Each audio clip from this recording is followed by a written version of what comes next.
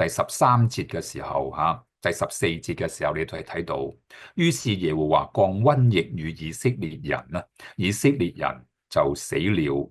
7萬，3日裏邊死7萬，每日死2萬幾人，你會諗到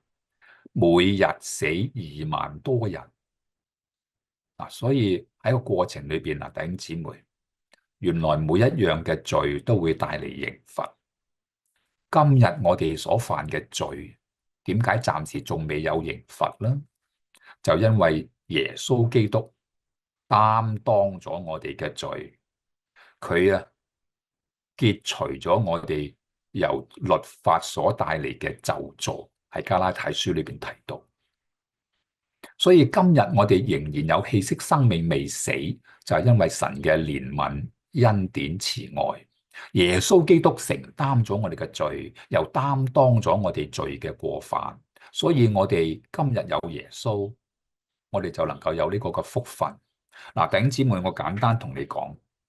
你要知道喺我哋旁邊有好多人激動我哋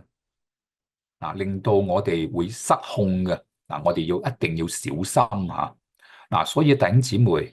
撒旦其中一個工作，佢會激動人，做出一啲得罪神、得罪人嘅罪惡。我哋要求神俾我哋有方法去處理。呢個方法就係乜嘢呢？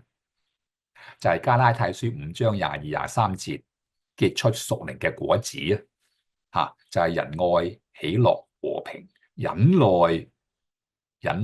恩慈、良善、信實、溫柔、節制忍耐、節制，呢啲係果子其中2個特色。求神幫我哋能夠結出呢啲果子，勝過仇敵嘅激動